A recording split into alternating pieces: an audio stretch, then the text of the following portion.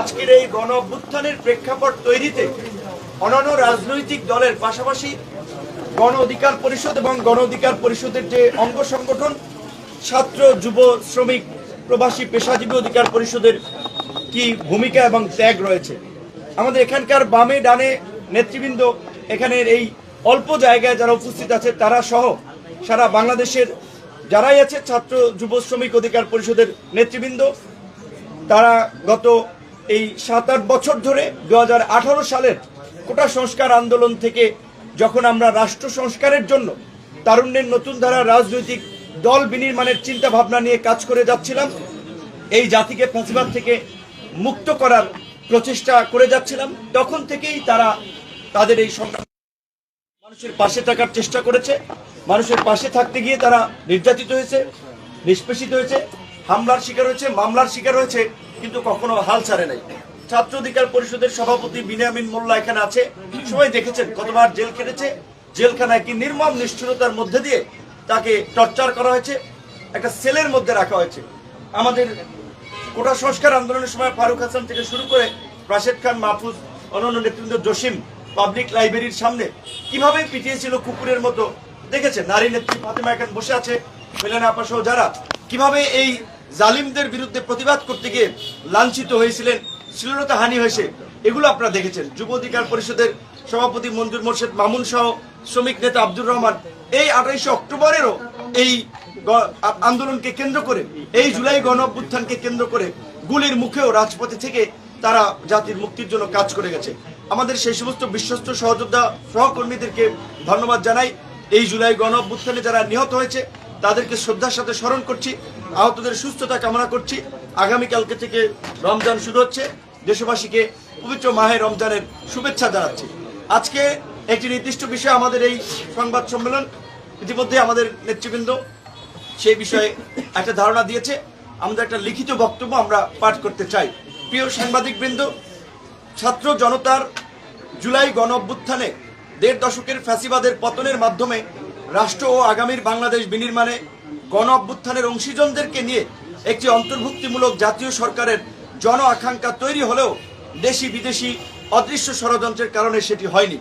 একটি নির্দিষ্ট বলয় কেন্দ্রিক সরকার গঠিত হয়েছে, যার ফলে গণ অভ্যুত্থানকে কেন্দ্র করে যে জাতীয় ঐক্য তৈরি হয়েছিল তাতে আজকে ফাটল ধরেছে, বিভাজন সৃষ্টি হয়েছে, যা এই মুহূর্তে জাতির জন্য কোনোভাবেই কাম্য ছিল না।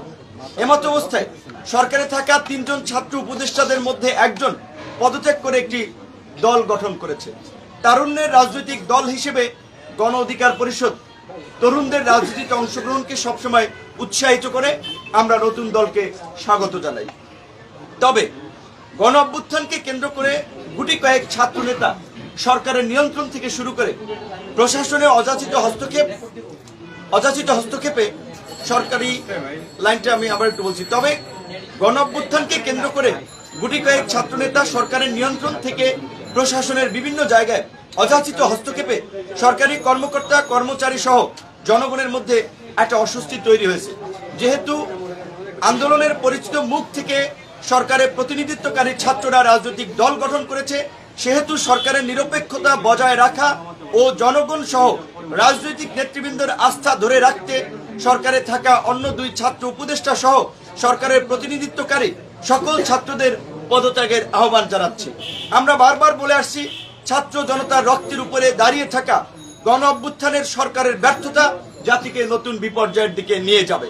কিন্তু অত্যন্ত দুঃখের বিষয় বলতে হচ্ছে, গত 6 মাসে গণহত্যার বিচার ও গণহত্যাকারীদের বিরুদ্ধে কার্যকর ব্যবস্থা গ্রহণে সরকার ব্যর্থতার পরিচয় দিয়েছে। সরকারের দুর্বলতায় গণহত্যাকারীদের পুনর্বাসন হচ্ছে, আইন শৃঙ্খলা পরিস্থিতি সহ জনগণের নিরাপত্তা ও দেশের স্বাধীনতা সার্বভৌমত্ব নিয়ে নতুন সংকট তৈরি হচ্ছে, যা কিছুদিন আগে সেনা প্রধানও তার বক্তব্যে ইঙ্গিত দিয়েছেন। গণ অভ্যুত্থান কেন্দ্রিক নতুন রাজনীতি ও নতুন বাংলাদেশ বিনির্মাণে যে জন আকাঙ্ক্ষা তৈরি হয়েছে তার বাস্তবায়নে রাষ্ট্র ও রাজনীতির সংস্কার জরুরি বলে আমরা মনে করছি। আন্দোলন কেন্দ্রিক সেন্টিমেন্টের জায়গায় থেকেও ছাত্র নেতৃবৃন্দ যদি পুরানো পথে হাঁটেন তবে সেটি জনগণের সঙ্গে প্রতারণা করা হবে। দুঃখজনক হলেও সত্য, গত 6 মাসে সেটি অবলোকন করা গেছে। আন্দোলন কেন্দ্রিক পরিচিত ছাত্র নেতৃবৃন্দের তদবির, নিয়োগ, টেন্ডার বাণিজ্য সহ নানাবিধ অনৈতিক কর্মকাণ্ডের অসংখ্য ঘটনা ইতিমধ্যেই সোশ্যাল মিডিয়া, গণমাধ্যম সহ বিভিন্ন গোয়েন্দা সংস্থার প্রতিবেদনে উঠে এসেছে। এমনকি গতকালকের নতুন দলের আত্মপ্রকাশ অনুষ্ঠানেও জেলা প্রশাসকের মাধ্যমে চিঠি দিয়ে ঢাকায় লোকবল সরবরাহে আসতে নোটিশ প্রদান করা, গাড়ি সরবরাহে মালিক সমিতি ও পরিবহন সংশ্লিষ্টদের উপরে চাপ প্রয়োগ করা, যা সম্পূর্ণ অনৈতিক ও অগ্রহণযোগ্য। বৈষম্য বিরোধী আন্দোলন বা জুলাই গণ অভ্যুত্থান কোনো একক সংগঠন বা নেতৃবৃন্দের দ্বারা সংগঠিত হয়নি। রাজনৈতিক নেতৃবৃন্দের সময়োপযোগী পদক্ষেপ, ছাত্র জনতার স্বতঃস্ফূর্ত অংশগ্রহণ ও সম্মিলিত প্রচেষ্টার মাধ্যমে এই গণ অভ্যুত্থান সংগঠিত হয়। কাজেই জুলাই গণ অভ্যুত্থানকে মুক্তিযুদ্ধের আওয়ামী চেতনার বয়ানের মতো কোনো অসত্য, বিভ্রান্তিমূলক ন্যারেটিভ তৈরি না করতে সকলের প্রতি আহ্বান জানাচ্ছি। দেশের চলমান সংকট ও সামগ্রিক পরিস্থিতিতে সরকারের কাছে আমরা নিম্নোক্ত, প্রধান উপদেষ্টার কাছে আমরা নিম্নোক্ত 4টি দাবি জানাচ্ছি। 1 নম্বরে, জাতীয় ঐক্যমতের ভিত্তিতে গণ অভ্যুত্থানের অংশীজনদের নিয়ে উপদেষ্টা পরিষদ পুনর্গঠন। 2 নম্বরে, আহতদের সুচিকিৎসা ও পুনর্বাসন এবং শহীদ পরিবারকে যথাযথ ক্ষতিপূরণ ও পুনর্বাসন।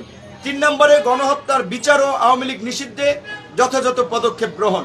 4 নম্বরে, জাতীয় ঐক্যমতের ভিত্তিতে দ্রুত সময়ের মধ্যে রাষ্ট্র সংস্কার সম্পন্ন করে জাতীয় নির্বাচনের আয়োজন। আমাদের আজকের এই লিখিত চলমান পরিস্থিতিতে লিখিত বক্তব্য আমরা আপনাদেরকে শুনিয়েছি। আপনাদের এই সহযোগিতা এবং ধৈর্যের জন্য অসংখ্য ধন্যবাদ এবং কৃতজ্ঞতা জানিয়ে আপনাদের বিশেষ কোনো মন্তব্য না থাকলে আমাদের সংবাদ সম্মেলন শেষ করতে চাই। আপনি দীর্ঘদিন ছাত্র রাজনীতির সাথে ছিলেন, আপনার অনুসারীরা এই আন্দোলনে অংশ নিয়েছে, বড় একটা প্রেক্ষাপট তৈরি করেছে, তারা এখন সরকারি উপদেষ্টা যারা আপনারই অনুসারী একসময় ছিলেন। এই মানুষগুলো এখন রাজনৈতিক দল করেছে। আবার গতকালকে দেখলাম আপনার দল থেকেও আপনার একটা ভাইটাল পোস্টের একজন মানুষ ওই দলে গিয়ে জয়েন করেছে। এই মুহূর্তে আপনি বলছেন যে আপনি রাজনৈতিক দলগুলোর মধ্যে ফাটল। আমরা গতকালকে জাতীয় নাগরিক কমিটির প্রোগ্রামে দেখলাম সমস্ত রাজনৈতিক দল, বিএনপি সহ, তারা সেখানে অংশ নিয়েছে। আপনি বা আপনারা যারা নতুন এই ধরনের রাজনীতি করছেন ছাত্র রাজনীতি, আপনারা কি কিছুটা এই রাজনৈতিক পার্টির উদ্ভবের কারণে আপনারা কোন হয়ে গেলেন কিনা? এই জন্য ধন্যবাদ। ফাটলের কথা বলছেন। আপনার প্রশ্ন আমরা বুঝতে পারছি। আর কারো প্রশ্ন? গতকালকে অনেককে দাওয়াত দেওয়া হয়েছে, আবু সাইদের পরিবারের কাউকে দাওয়াত দেওয়া হয়নি এবং এটি নিয়ে আবু সাইদের ভাই ক্ষোভ প্রকাশ করেছে সামাজিক যোগাযোগ মাধ্যম এবং সাংবাদিক ব্রিফিং করে। বিষয়টা আপনি কিভাবে দেখছেন? প্রথমত আমাদের এক সাংবাদিক ভাই যেটা বলেছে তার এই প্রশ্নটা বলে দ্বিতীয় প্রশ্ন আসছি যে গতকালকে যে নতুন দলের আত্মপ্রকাশ হয়েছে সেখানে আমাদের দাওয়াত দিয়েছিল আমাদের পূর্ব নির্ধারিত একটি প্রতিনিধি সভা, যেখানে আমাদের দল এবং অঙ্গ সংগঠনের কেন্দ্রীয় নেতৃবৃন্দের পাশাপাশি জেলা এবং উপজেলা পর্যায়ের নেতৃবৃন্দ আমন্ত্রিত ছিল। কাজেই সাংগঠনিক বিবেচনায় আমাদের সেটি গুরুত্বপূর্ণ ছিল। আমরা কিন্তু নতুন দলের বিষয়ে, তরুণদের রাজনীতিতে অংশগ্রহণের বিষয়ে সবসময় ইতিবাচকভাবে বলে আসছি, কিন্তু এই জুলাই গণ অভ্যুত্থানকে কেন্দ্র করে যারা রাজনীতি করতে চাচ্ছে